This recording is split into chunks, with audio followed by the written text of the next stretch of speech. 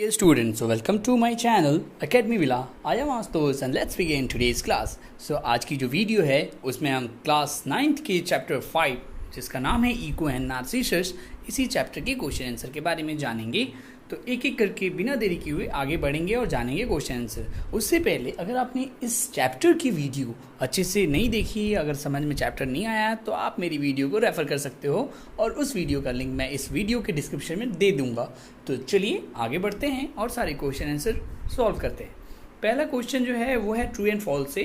तो पहला जो क्वेश्चन है वो है Narcissus was very young and handsome. जी हाँ, कहा जा रहा है कि क्या नार्सिसस जो था वो बहुत ही जवान और हैंडसम था, सुंदर था। बिल्कुल हाँ, वो बहुत सुंदर था, तो आंसर ट्रू होगा। दूसरा है नार्सिसस वेंट फिशिंग। क्या नार्सिसस जो था वो फिशिंग करने गया था? बिल्कुल नहीं, ऐसा तो कोई जिक्र ही नहीं चैप्टर में। तो क्या होगा? ये आंसर फॉल्स है। जी हाँ, तो ये एफ होगा। अब तीसरा है कि इको जो लड़की थी, eco had detained goddess Heera. Goddess मतलब देवी और डिटेन का मतलब होता है रोकना या फिर फंस जाना किसी बात में, किसी काम में।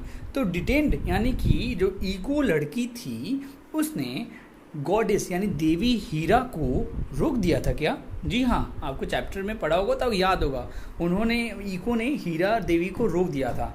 ठीक है, तो इसका आंसर जो होगा वो होगा ट्रू, रोका तो था। चलिए चौथा है हीरा कर्स्ड इको। कर्स्ड का मतलब होता है श्राप देना। तो क्या हीरा देवी ने, जो देवी हीरा थी, क्या उन्होंने इको को श्राप दे दिया था? जब हीरा को इको ने रोक दिया था तो क्या उन्होंने श्राप दे दिया था क्या गुस्से में आके?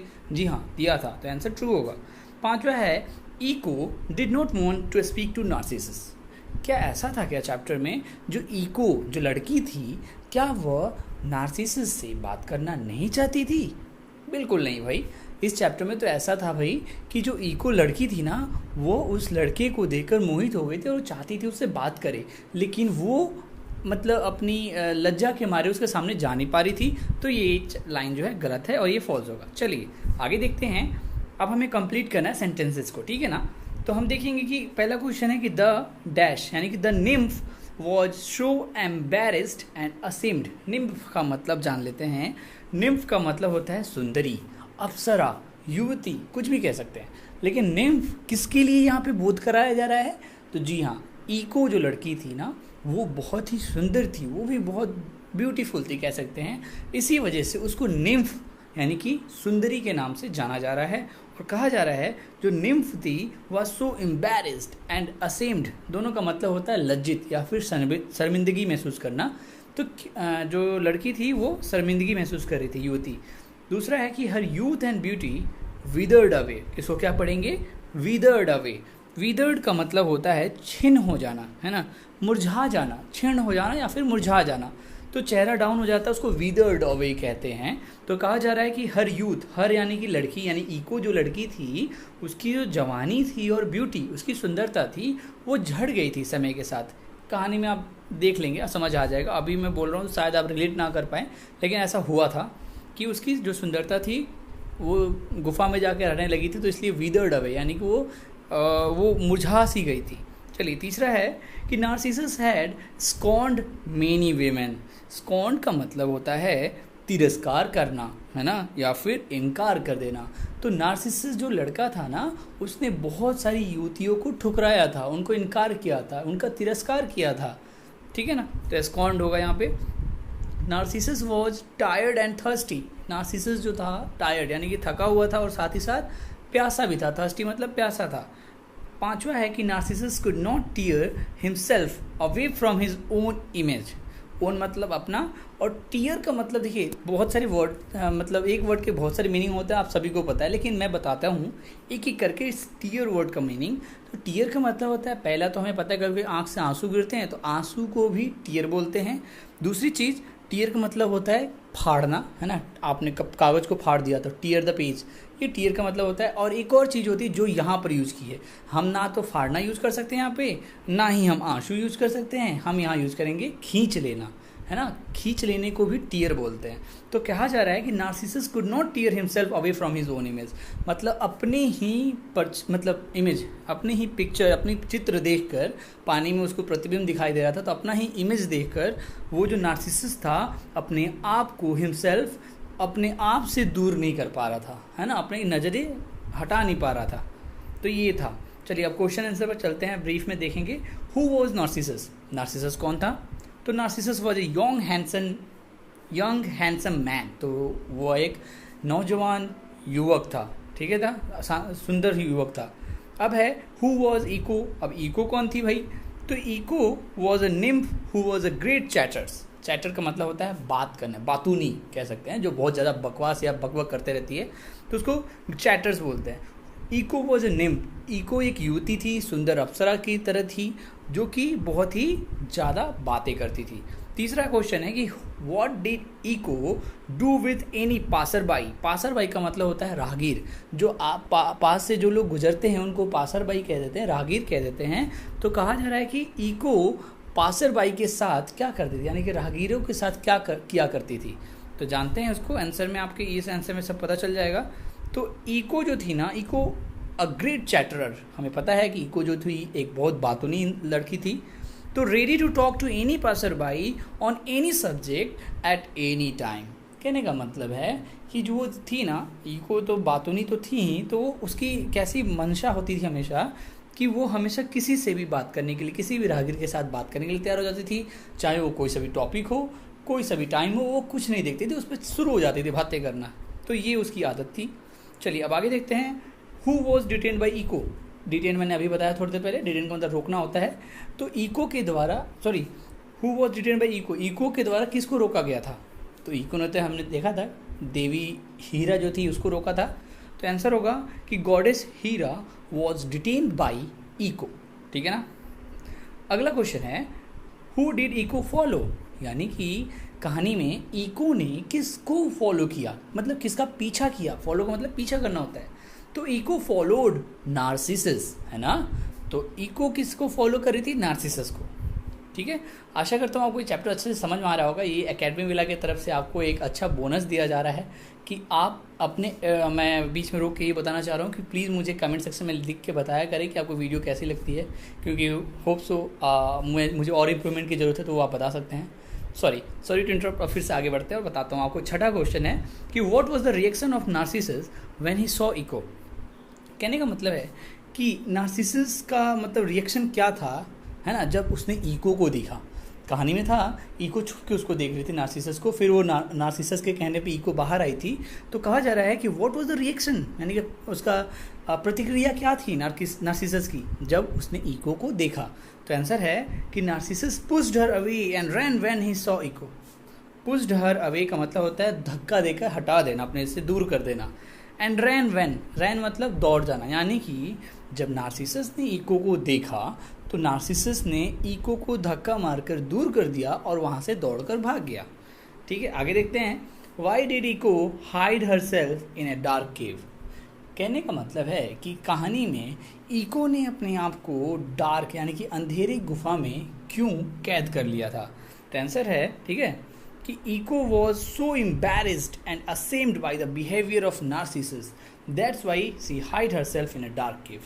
यानी कि इको जो थी ना, वो बहुत शर्मिंदगी महसूस कर रही थी अपने बिहेवियर से, अपनी जो बिहेवियर थी ना उसकी, ठीक है, उसके जो बर्ताव थे उसकी वजह से अपने आप पे बहुत ज़्यादा शर्मिंदगी महसूस करती थी of Narcissus that's why she hide herself. इसी वजह से वो अपने आप को गुफा में छुपाती थी। चलिए आठवां है हु हैड कर्स नार्सिसस। अब बताइए भाई, नार्सिसस को किसने मतलब कर्श किया था, यानी कि श्राप किसने दिया था? नार्सिसस भी शापित था और इको भी शापित थी। तो हमें पता है कि इको जो शापित थी उसको किसने शाप दिया था? गॉडेस हीरा ने। लेकिन नार्सिसस जो था उसको किसने शाप दिया था? तो उसको शाप दिया था, आंसर में देखते हैं अभी, कि one of those he had scorned had cursed Narcissus. मतलब वन ऑफ दोज, उनमें से एक किसी ने, है ना, ही हैड स्कॉन्ड, जिसको नार्सिसस ने स्कॉन्ड किया था, यानी कि जिसको उसने तिरस्कार किया था, जिन लड़कियों का उसने तिरस्कार किया था, उनमें से ही किसी एक ने कर्स किया था नार्सिसस को।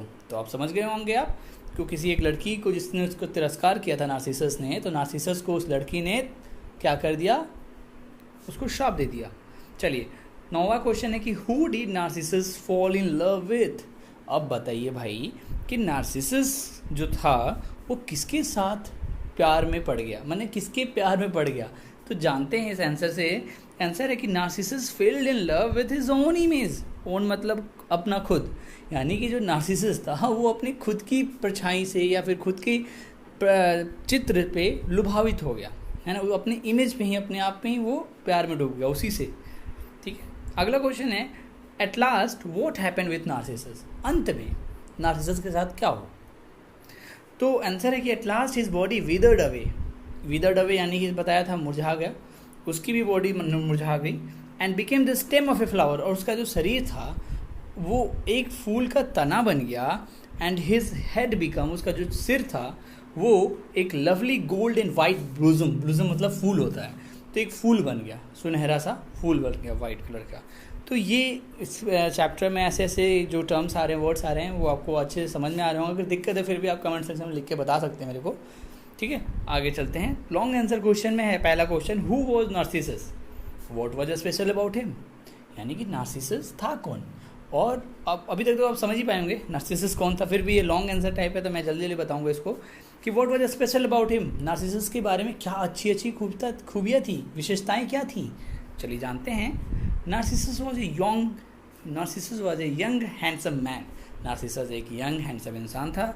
नॉट मेनी मैन और even gods were as handsome as Narcissus, यानी कि ना तो कोई इंसान और ना ही कोई भगवान, है ना, उतना हैंडसम हो सकता है जितना वो था। ठीक है ना, नार्सिसस की इतना कोई मतलब भगवान तक उतने सुंदर नहीं थे जितना नार्सिसस था, कहने का मतलब तो यही है ना।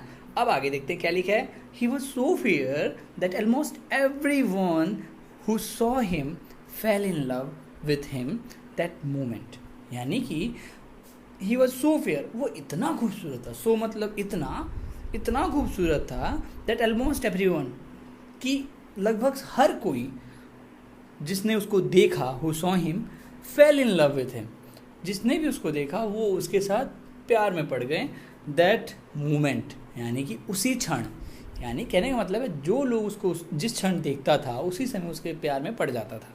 तो इतना सुंदर था नार्सिसस। ठीक है, आगे देखते हैं। पहला सेकंड क्वेश्चन क्या है, हु वॉज इको। अब इको कौन थी, who cursed him and why, उसको किसने श्राप दिया और क्यों दिया। व्हाट वाज द कर्स, तो श्राप क्या था ये भी जानेंगे। ठीक है ना, आंसर है eco was nymph who was a great चैटरर। Eco जो थी वो एक सुंदरी थी, मैंने बताया निम्फ मतलब युवती, सुंदरी, अप्सरा, कुछ भी कह लो भाई। तो Echo was nymph who was a great chatterer, वो एक सुंदर युवती थी और वो बहुत बातूनी इंसान थी भाई। ठीक है, she was ready to talk to any passer by on any subject at any time. ये सारी चीज़ें डिस्कस की है, मैं जल्दी जल्दी बताऊंगा। तो वो एक ऐसी लड़की थी जो पास से गुजरते हुए राहगीरों से किसी भी क्षण किसी भी विषय पे बात करना शुरू कर देती थी। Goddess Hera cursed her because on several occasions she had detained goddess Hera with hours of casual talk. Casual बात करते करते मतलब फालतू की बेफिजूल बातें कर करके उन्होंने क्या किया था, मतलब जो इको थी उसने क्या किया था, गॉडेस हीरा को मतलब गॉडेस हीरा को रोक कर रखा था। ठीक है ना, और इसी वजह से गॉडेस हीरा ने उसको श्राप दे दिया था। ठीक है, यही बताया जा रहा है।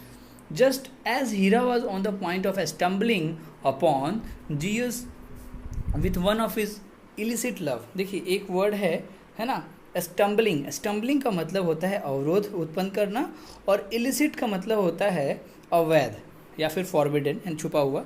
तो कहने का मतलब इस लाइन से क्या मतलब पता चलता है, एक्चुअल में आप एक सिचुएशन सोचिए जब आप किसी काम के लिए बहुत इंपॉर्टेंट काम के लिए जा रहे हैं, आप जा रहे हैं और आपके रास्ते में कोई मिल गया ऐसा जैसे आपसे फालतू की बातें करने लगा, तो आपको तो बहुत गुस्सा आएगा ना। आपको अगर आपके वश में भी होता श्राप दे दो उसको, आप भी श्राप दे देते।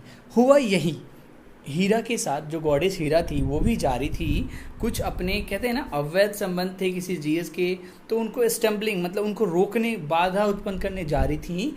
तो भी ये जो है बीच में मिल गई, कौन भाई, इको मिल गई, और वो फालतू बेफिजुल बातें करने लगी। और इसी पे गुस्सा होकर जो तो गॉडेस थी उसने उसको श्राप दे दिया इको को। तो ये कहानी थी। चलिए, और क्या लिखा है कि eventually Hera grew so annoyed that she put a curse on Echo, और इसी वजह से इको पे उसने श्राप दे दिया। द कर्स वाज, अब श्राप क्या था ये भी जानना है। तो the curse was that nymph could say nothing but only the last few words that she heard, यानी कि जो सुंदरी थी वो कुछ भी नहीं बोल सकती थी, कुड से नथिंग, कुछ भी नहीं बोल सकती थी, बट लेकिन क्या कर सकती थी, only the last few word that she heard, मतलब जैसे आप बोल रहे हैं उस युवती के सामने, उस निम्फ के सामने यानी इको के सामने, तो आप जैसे बोलेंगे, आप अपना बात कंप्लीट कर लेंगे ना, तो आपकी बात की जो लास्ट लाइंस होंगी, लास्ट वर्ड्स होंगे ना, बस वही चीज़ें सुनकर और बोलने की काबिल रह पाएगी भाई अभी ये इको। यही श्राप था उसका। चलिए, तीसरा क्वेश्चन है, why did Echo follow Narcissus, Echo ने नार्सिसस का पीछा क्यों किया। Why was she eager to talk to him, और वो इतनी इच्छुक क्यों थी, ईगर मतलब इच्छुक, इच्छुक क्यों थी वो उससे बात करने के लिए, इको जो थी नार्सिसस से बात करने की मतलब इतनी इच्छुक क्यों थी। आंसर है, Echo followed Narcissus because he wanted to go closer to him to gaze upon the beauty of his face. Gaze upon मतलब टकटकी लगा के देखना या फेक निगाह मारना, इसको गेज अपॉन बोलते हैं। तो इको ने नार्सिसस का पीछा इसलिए किया क्योंकि वो चाहती थी उसके नज़दीक जाए और उस पर निगाह जमा कर अच्छे से जी भर के उसके चेहरे की सुंदरता को देखे, ब्यूटी ऑफ हिज फेस, उसके चेहरे की सुंदरता को देख पाए, इसीलिए उसका पीछा किया। She feared that Narcissus would laugh at her silly speech so she was eager to talk to him, है ना। वो फियर मतलब डरी हुई थी, सहमी हुई थी कि नार्सिसस जो है ना उसकी सिली स्पीच, यानी कि जानते हो कि उसको श्राप मिला है, तो वो जो बात अगर वो बोलेगी तो लास्ट वर्ड ही बोल पाएगी। तो अब ऐसे ये क्या होगा, किसी को लगेगा गया सिली मतलब बात कर रही है, फालतू की बोल रही, कुछ समझ ही नहीं आ रहा, सिली मतलब कुछ अच्छे वाली बात ही नहीं बोल रही है, पागलपंती वाली बातें बोल रही है। तो इस बात को सोचकर जो इको थी वो कुछ बोली नहीं नार्सिसस के सामने। So she was eager to talk to, और इस वजह से वो उत्सुक भी थी, है ना, मतलब इच्छुक भी थी कि उससे बात करे। तो यही रीज़न था। चलिए, मतलब डर रही थी इको ना, इसी वजह से उसने उसके सामने बात मतलब नहीं रख पाई थी। चौथा क्वेश्चन है कि describe what happened during the meeting of Echo and Narcissus. अब आपको वर्णन करना है कि इको और नार्सिसस जब एक दूसरे के सामने आए तो उनकी मीटिंग के दौरान क्या हुआ। आंसर है, इको ओवरकम हर साइनेस, ओवरकम मतलब उस पर हावी हो जाना, यानी कि ओवरकम हर साइनेस, यानी कि अपनी साइनेस यानी कि जो आप कहते हैं ना शर्मिंदगी जो थी उसको ऊपर पर्दा डालते हुए, ओवरकम करते हुए इको जो है सामने आई। And crept from her hiding place, crept मतलब रेंग के या फिर धीरे धीरे चल के आना, crept from her hiding place to approach Narcissus, approach मतलब पहुंचना। कहने का मतलब है धीरे धीरे जो इको थी अपने छुपे हुए स्थान पर, जहाँ पे वो छुपी हुई थी वहाँ से धीरे धीरे चलते हुए नार्सिसस के सामने आई। फिर क्या हुआ भाई, but Narcissus had satisfied till then that he had solve the mystery of the voice. कहने का मतलब है कहानी में था कि वो पीछे से बोल रही थी इको और नार्सिसस समझ नहीं पा रहा था कि ये मिस्ट्री क्या है, ये राज क्या है, कि आखिर कहाँ से आवाज़ें आ रही हैं। तो इको जो भी बोल रही थी ना, तो नार्सिसस को तो दिख नहीं रही थी, तो इसलिए वो उसको मिस्ट्री यानी कि रहस्य समझ रहा था, अरे ये कौन सा रहस्य है जो सुलझ नहीं पा रहा है। लेकिन जब इको उसके सामने आ गई तो सारा रहस्य सुलझ गया, है ना। तो वही बोल रहा है कि but Narcissus had satisfied till then that he solve the mystery of the voice, यानी कि जो आवाज़ की जो मिस्ट्री थी, जो रहस्य था, वो तो उठ चुका था, खुल चुका था। एंड रफली pushed Echo away and run, तो वो तो खुलने के बाद वो इको को जब उसने देखा नार्सिसस ने, तो नार्सिसस उसको धक्का मार के बाहर मतलब दूर चला गया उससे। पांचवा क्वेश्चन है, why was the nymph embarrassed and ashamed, what was the result of it. यानी कि जो निम्फ थी, जो युवती थी, यानी कि जो इको थी, वो इतनी एम्बैरेस्ड यानी कि शर्मिंदगी महसूस क्यों करी। What was the result of it, और उसका रिजल्ट क्या हुआ, उसका परिणाम क्या हुआ। आंसर है कि the nymph was embarrassed and ashamed with the behaviour of Narcissus. जो युवती थी ना, वो नार्सिसस के बिहेवियर वर्ताव से बहुत ज़्यादा शर्मिंदा थी। एंड हु हैड रफली पुश्ड अवे, जो कि बहुत बर्बरता से इको को धक्का मार के चला गया था नार्सिसस, उससे वो बहुत शर्मिंदगी महसूस कर रही थी। The result was that Echo hide her self in a dark cave, dark मतलब अंधेरी गुफा में उसने क्या किया, अपने आप को कैद कर लिया। And never came in to the air and sunlight again, और उसके बाद से कभी वो बाहर खुले में या फिर सूर्य की रोशनी में कभी वो बाहर आई ही नहीं। Her youth and beauty withered away, उसकी जो सुंदरता थी, है ना, उसकी जो जवानी थी, वो सारा कुछ मुरझा गया, वो सारा छिन्न हो गया. And her body came so shrunken and tiny that eventually she vanished all together. यानी कि और उसकी जो शरीर था वो इतना छोटा हो गया या फिर श्रिंक हो गया, यानी कि सिकुड़ सा गया कि एक तरीके से वो वैनिस्ड यानी कि विलुप्त ही हो गई, पूरी लुप्त ही हो गई. तो ये था 5वां क्वेश्चन का आंसर. अब हम 6ठा देखते हैं. Who prayed to god against Narcissus. Narcissus के खिलाफ, है ना, किसने भगवान से प्रार्थना करी. व्हाट डिड सी प्रे, और उसने क्या प्रे किया, क्या प्रार्थना करी भगवान से, मतलब नार्सिसस के खिलाफ. वॉज इट ग्रांटेड, क्या भगवान ने उनकी सुन ली. चलिए देखते हैं आंसर में. तो one of those he had scorned prayed to god against Narcissus. हमने जान चुके हैं ये कि नार्सिसस ने बहुत लड़कियों को परेशान किया था, उनका तिरस्कार किया था. तो उनमें से ही एक लड़की ने उसके अपने भगवान से मतलब प्रार्थना की. क्या प्रार्थना की. She prayed to god that Narcissus would someday find himself scorned by one he loved. उस लड़की ने प्रार्थना करी भगवान से कि हे भगवान, इस इंसान को, इस नार्सिसस को साथ भी, इस नार्सिसस के साथ ऐसा हो कि वो जिससे प्यार करे उसी से, है ना, दूर हो जाए एक तरीके से, है ना, या फिर उसी से उसका तिरस्कार हो. ऐसा हुआ भी था चैप्टर में. चलिए, और लिखा जा रहा है कि वॉज इट ग्रांटेड, क्या भगवान ने उनकी सुन ली थी. जी हाँ, यस इट वॉज ग्रांटेड. चलिए आगे देखते हैं. 7वां क्वेश्चन है कि what happened to Narcissus when he went to the pool to quench his thirst. यानी कि what happened to Narcissus, Narcissus को क्या हुआ when he went to the pool to quench his thirst, यानी कि अपनी प्यास बुझाने के लिए जब वो पुल गया, नदी के किनारे गया, तो क्या हुआ. आंसर है कि टाइड एंड थर्स्टी, टायर्ड मतलब थका हुआ, एंड थर्स्टी यानी प्यासा. Tired and thirsty Narcissus went to the pool to quench his thirst and as he leaned over, leaned मतलब लेटना, leaned over the shining surface, मतलब प्यासा और थका हुआ जो नार्सिसस था, वो जब नदी के किनारे पहुंचा अपनी प्यास मिटाने के लिए, और जैसे ही वो पानी की सतह के ऊपर हल्का सा झुका, है ना, he saw the reflection of the most beautiful face he had ever seen होगा, सॉरी एवर सीन, EVR कर दीजिएगा इसको. तो कहा जा रहा है कि जैसे ही वो पानी की सतह पर झुका और उसने देखा कि आज तक उसने इतना सुंदर चेहरा कभी देखा ही नहीं था. और वो किसका चेहरा था, वो खुद उसी का चेहरा था, क्योंकि वो तो उसका रिफ्लेक्शन था, उसके प्रतिबिंब था. उसका प्रतिबिंब देख के वो खुद ही अपने आप से मोहित हो गया, अपने आप के प्यार में ही डूब गया वो.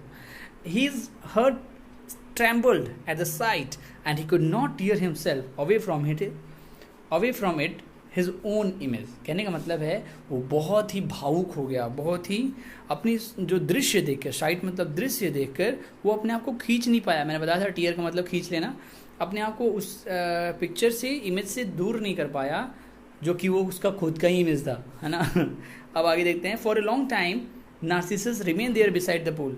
बहुत समय तक नार्सिसस जो था वहीं पूल के किनारे ऐसे ही देखते रहा अपने आप को. Never missing his eye, never raising his eyes from the surface and from time to time murmuring words of love. यानी कि तो अपने आंखों को उस सतह से हटा नहीं रहा था कभी भी, और and from time to time, समय समय पर वो मर्मरिंग यानी कि बुदबुदाना कहते हैं मर्मरिंग का मतलब, वर्ड्स ऑफ लव यानी प्यार भरे अल्फाज में अपने आप की बड़ाई किए जा रहा था, वो बुदबुदाया जा रहा था, और अपना चेहरा, अपनी आंखें जो है, निगाहें, वो पानी से हटा भी नहीं रहा था.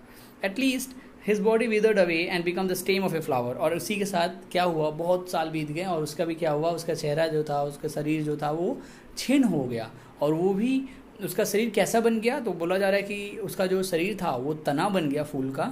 एंड हिज हेड, उसका जो सर था वो एक lovely gold and white blossom यानी कि सुनहरा सफ़ेद कलर का फूल बन गया उसका सिर. लास्ट क्वेश्चन है, what feeling do you have when you see your reflection in a mirror. आपसे पूछा जा रहा है, आप सबसे, कि आपको कैसी फीलिंग आती है, कैसा महसूस होता है जब अपना रिफ्लेक्शन खुद का शीशे में देखते हैं. तो when I see my reflection in a mirror I feel very smart. यानी कि जब मैं अपना रिफ्लेक्शन अपने चेहरे में मिरर में देखता हूँ तो मुझे बहुत स्मार्ट वाली फीलिंग आती है कि मैं बहुत स्मार्ट हूँ. ये सबको ही होता है ना. I feel that no one is as handsome beautiful as me. अगर लड़का है तो हैंडसम बोलेगा अपने आप को, लड़की होगी तो ब्यूटीफुल बोलेगी ऑब्वियसली. तो वो कह रहा है कि आप लोग मतलब बोल सकते हो, लिख सकते हो कि I feel that no one is as handsome और एज ब्यूटीफुल एज मी. यानी कि कोई, जब मिरर में अपने आप को देखता हूँ या फिर देखती हूँ तो मुझे ऐसा लगता है कि मेरे इतना सुंदर तो कोई है ही नहीं, है ना. I proud of my face and I feel that everyone should proud of their faces. कहने का मतलब है कि मैं अपने फेस यानी कि चेहरे पे, मतलब मुझे खुशी होती है देखकर, और गर्व महसूस होता है, और मैं आशा करता हूँ कि सभी को भी गर्व होना चाहिए अपने चेहरे पे। तो इसी के साथ ये चैप्टर ख़त्म होता है। आशा करता हूँ आपको चैप्टर बहुत अच्छे से मैंने डील किया होगा। ये सारा चीज़ एकेडमी विला पे आप देख रहे हैं, है ना। तो फिर मिलते हैं नेक्स्ट वीडियो में, फिर नए वीडियोज़ के साथ, नए क्वेश्चन आंसर्स के साथ। तब तक के लिए stay home, stay safe. Thank you so much.